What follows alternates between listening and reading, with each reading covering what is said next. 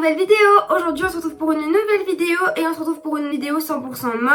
Aujourd'hui on se retrouve pour une vidéo sur les tendances printemps-été donc 2020. J'ai fait plein de recherches pour pouvoir retrouver les petites tendances pépites des saisons à venir. Donc vous allez pouvoir par la suite vous acheter plein de choses qui correspondent aux tendances que je vous ai mis en avant dans cette vidéo. En tout cas j'espère que ce thème de vidéo vous plaira. C'était un thème de vidéo qui avait été énormément demandé donc je pense que oui. Évidemment comme à mon habitude je vous invite à me suivre sur mon compte Instagram que je vous mets juste ici sur lequel je vous partage du contenu quotidiennement. Et puis je vous laisse avec le générique et on se retrouve juste après.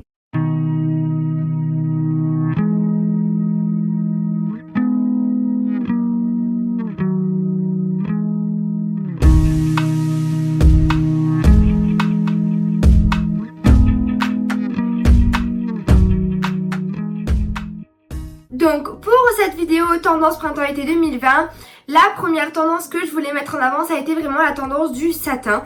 Je sais pas si vous avez pu vous en rendre compte, mais sur les réseaux sociaux, on retrouve énormément de hauts, de robes en matière satin. Donc on retrouve du satin noir, du satin marron, du satin beige, on retrouve du satin dans tous ces états. Mais c'est vraiment une tendance que je voulais vraiment mettre en avant dans cette vidéo parce qu'on retrouve vraiment beaucoup de satin dans les collections printemps-été sur Zara, sur les sites Zara, sur les sites Nastigal, sur les sites Boost, sur vraiment quasiment tous les sites on retrouve du satin. Et je trouve que vraiment le satin ça a vraiment un côté glamour, ça rend vraiment une tenue très chic, très glamour avec ce côté satiné qui fait un peu penser à la soie mais qui n'en est pas. Je trouve qu'il y a vraiment de tout, évidemment il y a du satin cheap et du satin de qualité, mais généralement sur les sites on trouve quand même des accessoires en satin qui sont très très beaux. C'est pour ça que je voulais vraiment mettre cette tendance en avant dans cette vidéo parce que c'est vraiment quelque chose qui va arriver en force pour cette saison et vous verrez que je pense qu'on aura toute une pièce en satin pour cette saison à venir. Évidemment moi pour l'instant je n'ai pas de pièce en satin mais pourquoi pas ultérieurement en acheter afin que vous puissiez bien imager cette tendance donc de satin. Donc je vous ai mis juste ici plein de photos donc d'inspiration de look avec une pièce en satin. Donc il y a des tops, des robes, donc c'est vraiment quelque chose de très glamour, de très chic que toutes les filles pourraient porter parce qu'il y a vraiment de tout type de top en satin et ça c'est vraiment cool parce qu'en fait pour n'importe quelle morphologie vous trouverez des tops en satin qui vous correspondront et qui vous mettront en valeur.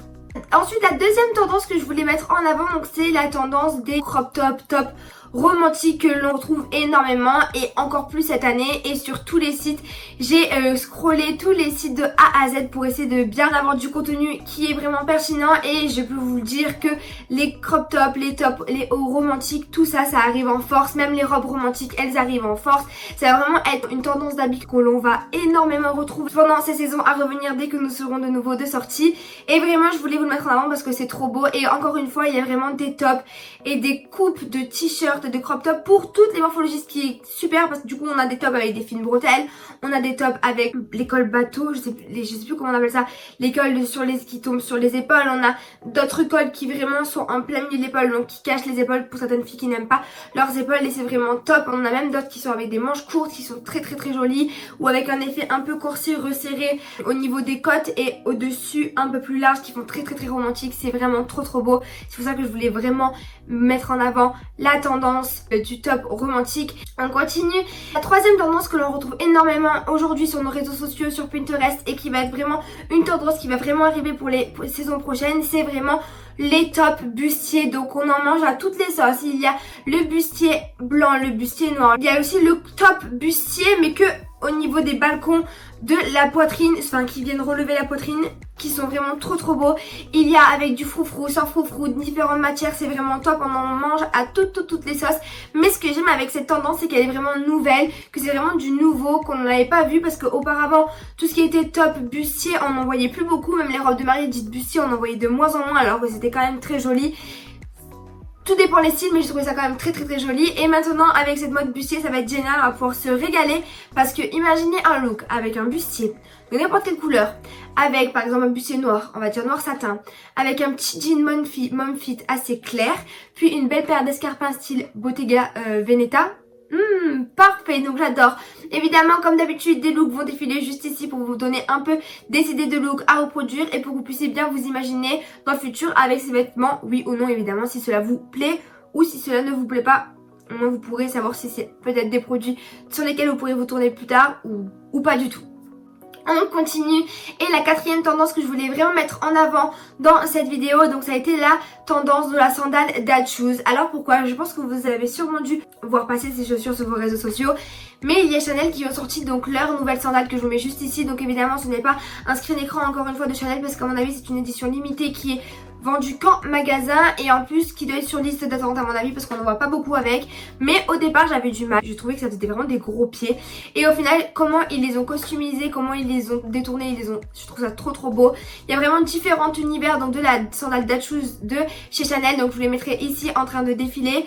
Je ne saurais pas vous dire le prix, mais je pense qu'elle doit être aux alentours de 1000 € les sandales, mais elles sont vraiment trop belles. Après évidemment ça va être une tendance qui va être vraiment passagère, parce que je pense pas que ça va rester dans le temps, mais c'est quand même très joli. Et si vous avez les moyens de vous acheter ces sandales comme n'importe quelle autre sandale, ben foncez, parce qu'elles sont vraiment trop belles. En plus, ce que je voulais rajouter concernant cette paire de sandales de chez Chanel, c'est que je pense qu'ils se sont inspirés de la sandale Birkenstock. Alors je ne sais pas si vous connaissez Birkenstock, mais je pense que tout le monde connaît. C'est des genres de claquettes avec la lanière dessus, avec la petite boucle. Il existe la double lanière aussi, avec la semelle en liège, et qui est une semelle orthopédique, donc c'est quasiment une chaussure qui convient à tout le monde.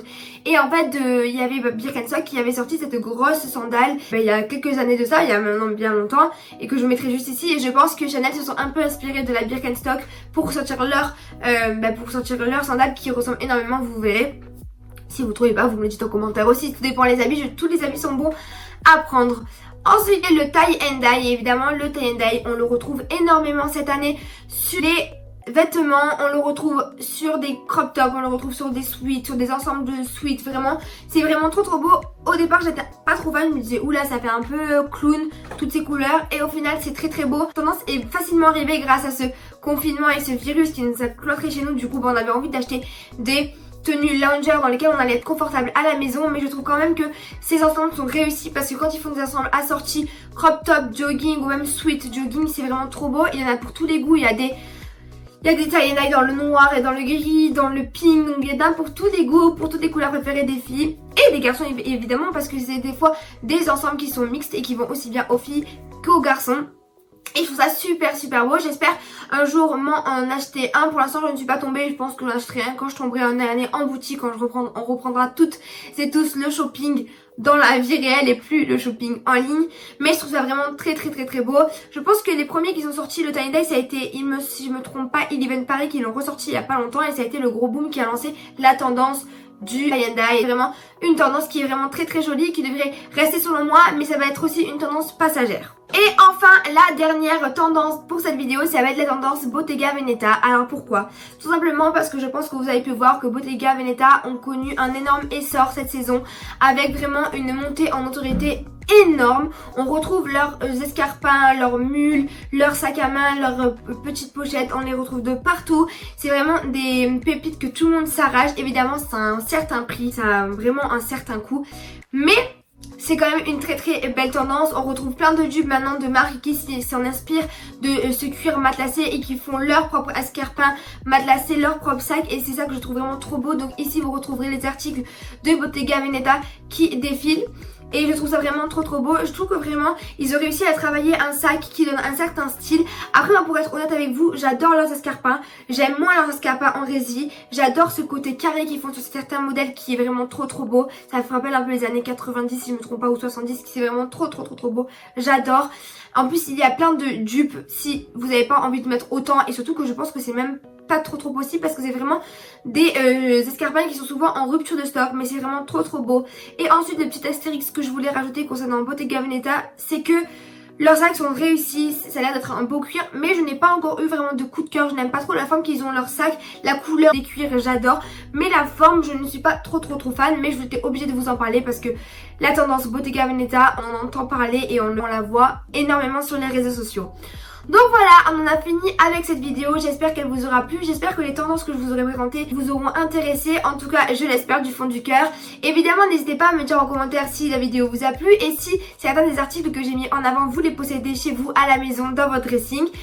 En plus de ça, je voulais vous poser une petite question concernant cette vidéo, donc qui a été la tendance. Je m'étais dit que ce serait peut-être intéressant de faire une deuxième vidéo sur les tendances des saisons printemps-été 2020, mais par contre mettre en avant des produits dupes, c'est-à-dire des produits dupes à l'escarpe Bottega Veneta ou un produit dupe au Sweet Eleven Paris, etc. Donc dites-moi si future vidéo vous plairait, parce que du coup on pourrait avoir des articles qui se ressemblent énormément avec différentes gammes de prix, donc pour une plus grande large style, et moi vous pourrez tous vous faire un petit plaisir de la tendance que vous aimeriez peut-être avoir.